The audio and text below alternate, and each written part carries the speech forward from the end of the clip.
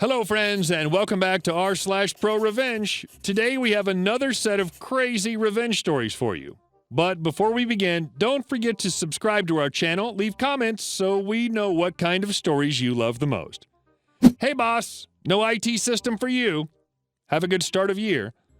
First, the background. I used to work as an IT assistant for the government, not United States, not saying more, in education. I worked in the coordination of a subsystem for high school level education focused in creating and administrating new schools in small rural towns. So each school could not have more than 100 students. Otherwise, the school was passed to another subsystem. This administration system was new for my state and was only 5 years old, yet was still not fully recognized. Think of as it being in beta mode. Also, because of that, most of its work and methods were improvised and adapted to fit the way things were. My state is big and has a lot of mountains. This means that the furthest school was 20 hours away from the state capital, and the fastest way, which took 5 hours, was taking a light aircraft, which is expensive considering the low salaries of the teachers. That also means that a lot of the communities didn't have access to internet. Some didn't even have light. So my immediate boss, the supervisor of the IT department, who's a cool, easygoing lady with a degree in software management, made an entire software system from zero to make the job easy for everyone. This way, teachers at remote communities only had to travel to the nearest town with internet and only go to the coordination. Everything ran smooth. However, the state was too cheap to pay for the housing and domain name, so she paid for all of it.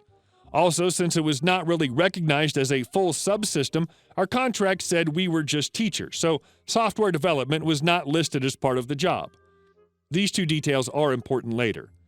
Since it's a government system, elections changed everything. The old boss got replaced by a politician who didn't know how things worked. He immediately started to question how things worked. The flexibility and decentralization were things that he didn't like since most of it escaped his control.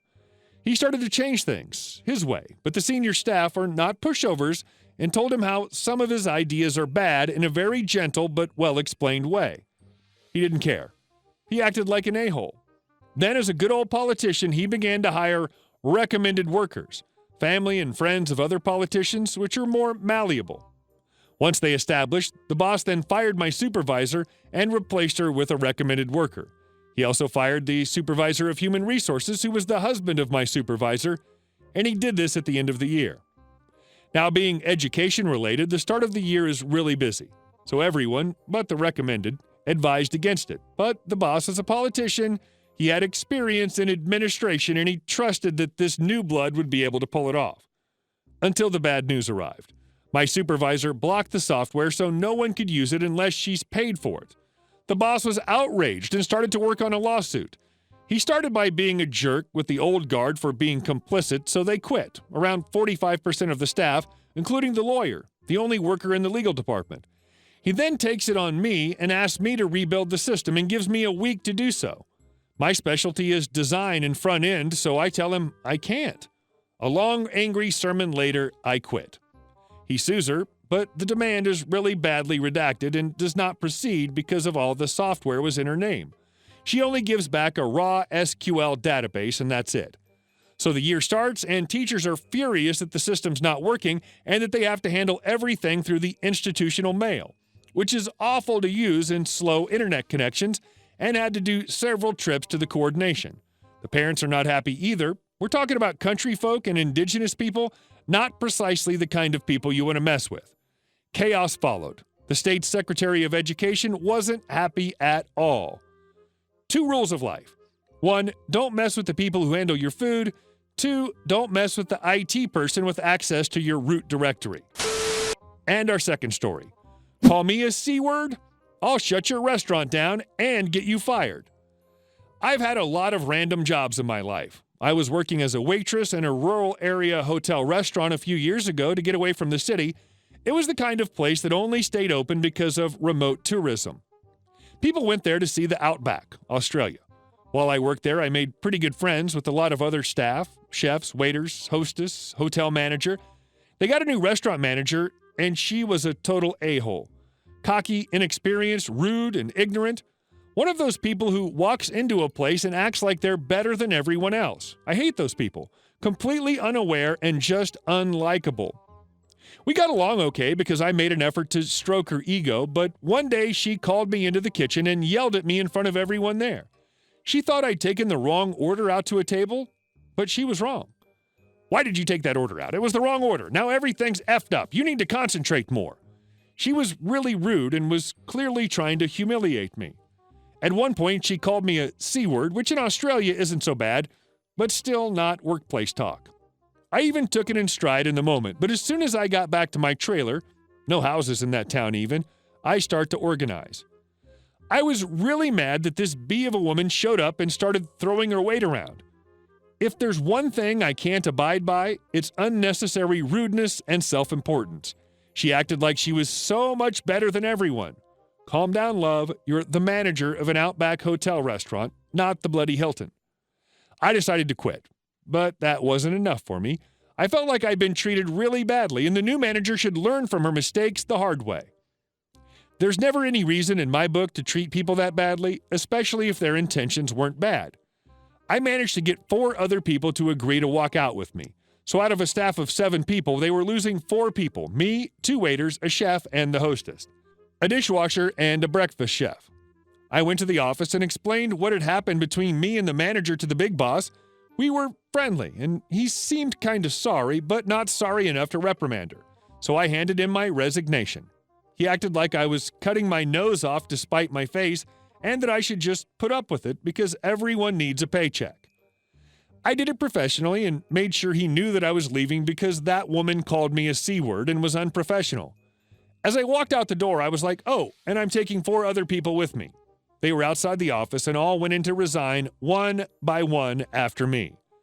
They were so short-staffed that they had to shut the restaurant down for 2 months. The woman who called me a C-word ended up losing her job because there was no restaurant to run, and the people who I left with got a ride with me to the nearest big city and managed to get similar jobs there. So the next time you call someone a C-word to make yourself feel like a big manager, make sure the person isn't versed in revenge. I hope Irish guys get good jobs in the city. And our last story. Delete the logs, you say? Before we get our new department head, we had his beta version, Kevin, K. I work in an IT firm, and for some profound reason, the upper management decided to put a dunce for our newly created department. Before he came into the picture, I was the one who was running the crap show. I needed as much help as possible, so I ignored all the red flags that he's been showing. Mocking my educational background because I came from a public school and he came from a school only the rich could afford, telling me not to think about management things as I haven't been promoted yet and that it's out of my league. Constantly reminding me that he's my boss and I should do what he tells me to do. Putting down the initiative of my colleagues because they should behave as rank-and-file employees and not something more. I helped Kay in getting to know how we run things in the company. Even though the department was newly created, I've been in the company for over a year already when he got hired. He consistently ignores what I'm teaching him and says that he's been doing it for over 10 years and finds it insulting that I'm the one walking him through all of it. Whatever, I'm doing my job. Over the next couple months, he started showing his incompetence. He was dead weight. He dragged us down so much that I'd rather go back to the old setup where I was working 16 hours a day just to get crap done. He'd prolong every project we'd be working on by asking nonsensical questions because, well, that's how we do it in my previous work.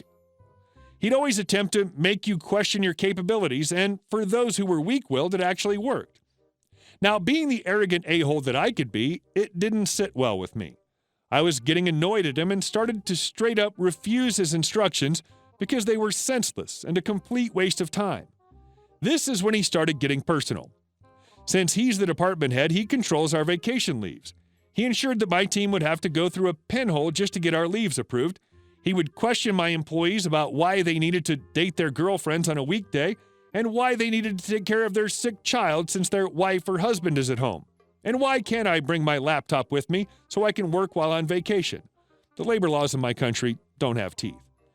It didn't end with that. He attempted to create a following who despises me because I don't work hard.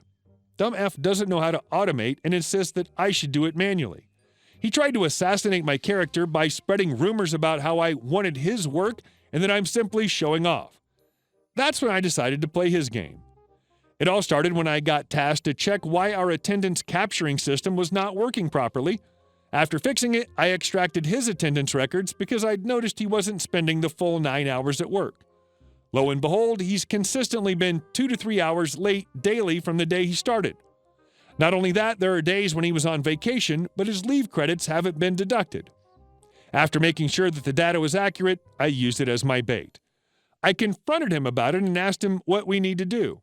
I feigned ignorance and gave a hint that it could be a system error. He took the bait and instructed me to delete the logs and don't mind creating a report about it. Little did he know that my phone was recording our conversation. I submitted the evidence of fraud to HR. We have an administrative hearing which went smoothly. He's fired. End of story. The revenge bit came after.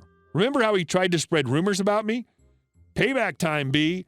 I sent a copy of the evidence, a brief summary of the event, and his termination papers to each of our competitors' HR department. This happened 2 years ago. I still see him from time to time visiting his minions in the company, asking for a possible job opening which they may know of. I'm assuming he's been jobless for 2 years and counting. He wouldn't have lost his job if he wasn't such a jerk, since I'm too lazy to go through the hassle of getting him fired. This is the definition of a good revenge story. Hey guys, thank you all for watching the video to the end, and I'll see you in the next one.